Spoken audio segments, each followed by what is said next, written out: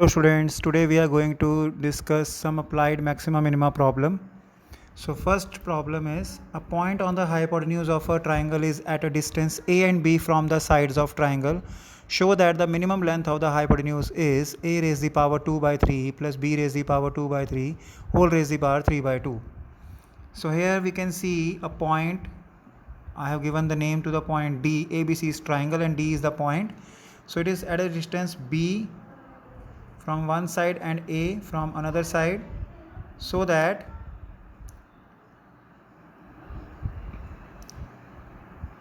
the situation is shown in the diagram and L is the length of hypotenuse. So L is AD plus BD, which is by trigonometry can be written as B secant theta plus A cosecant theta. Now dl by d theta is very simple. Derivative of secant is secant theta tan theta minus, and then cosecant theta is minus cosecant theta cot theta. So we can convert this into sine and cos. Now put derivative is equal to 0, so that on simplification we can get tan theta as a by b raised to the power 1 by 3, or theta is equal to tan inverse of a by b raised to the power 1 by 3.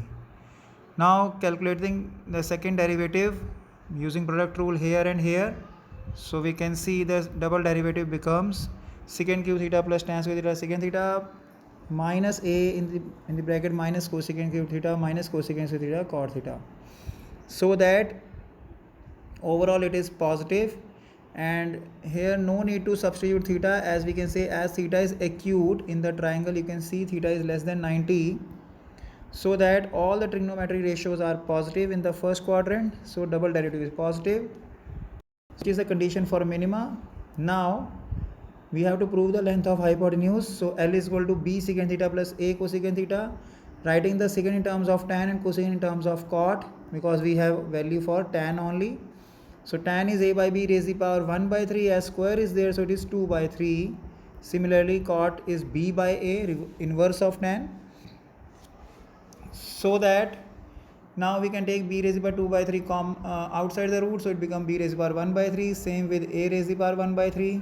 Also we can take common root of a raised to the power 2 by 3 plus b raised to the power 2 by 3 from these two terms, and applying law of exponent to these two factors we are having this situation. And now base is same, so powers can be added, so required expression is achieved. L is equal to a raised to the power 2 by 3 plus b raised to the power 2 by 3 whole raised to the power 3 by 2. Next question is again very important. Show that height of cylinder of greatest volume that can be inscribed in a sphere of radius r is 2r by root 3. Also find the maximum volume. Now here diagram is very important, as we are picking this situation from a new point of view, that we are just taking this triangle, so that this side is known as diameter is 2r, hypotenuse of triangle as 2r, and BC is height of cylinder, and suppose r is the radius of cylinder, so 2r is AC. Now volume of cylinder is pi r square h, so that we can replace small r square by Pythagoras theorem I have written here. So we have achieved volume in one variable, which is small h. Next we can differentiate with respect to h, so it is pi r square minus 3 by 4 pi h square. Put derivative is equal to 0, so that from here we can write h is equal to 2r by root 3. Now double derivative is simple, this is constant, so it is 0, derivative is 0, so here it is minus 3 by 2 pi h only. Now putting h is equal to 2 by root 3, 2r by root 3, so it makes it negative. Now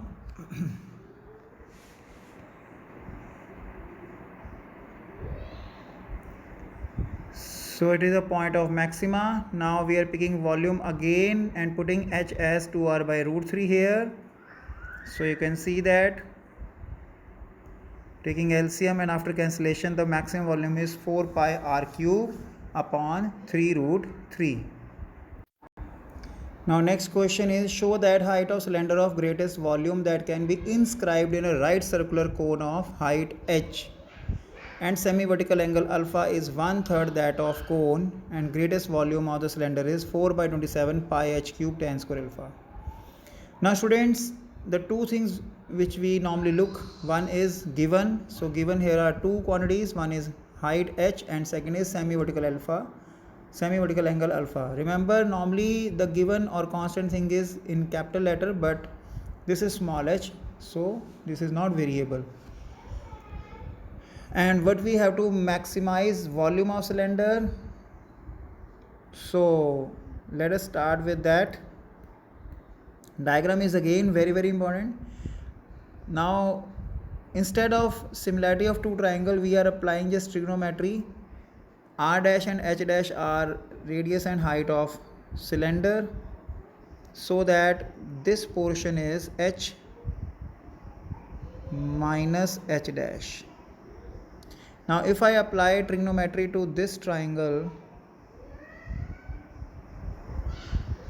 so in triangle ACD, CD upon AC is tan alpha, and I am putting the value for CD and AC, so that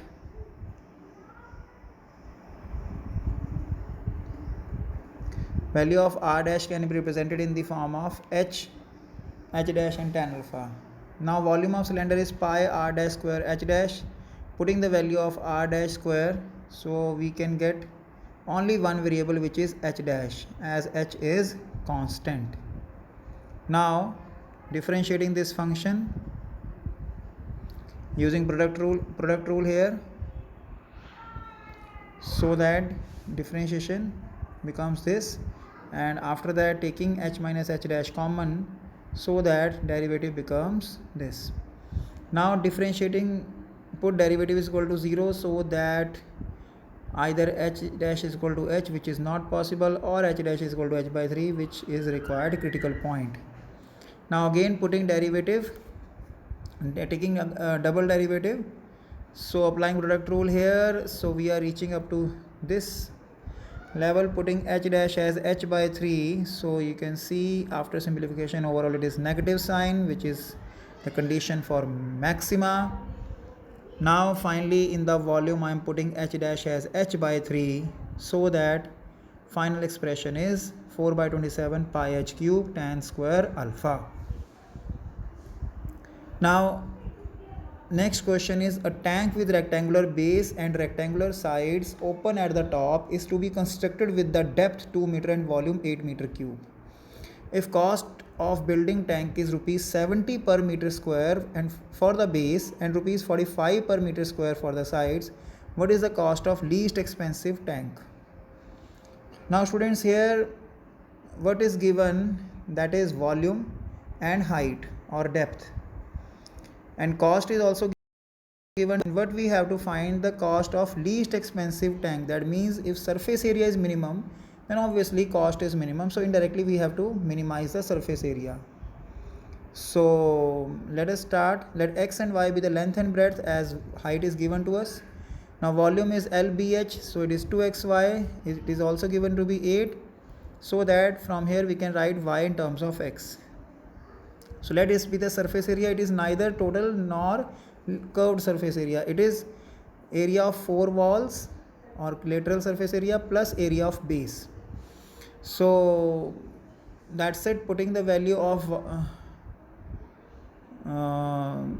y here later on, sorry. So now this is my surface area function.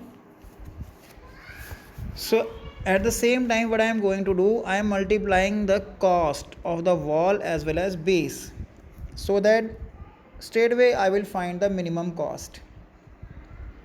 Now I am putting the value of y, which is 4 by x, so that after cancellation the simplified function is this.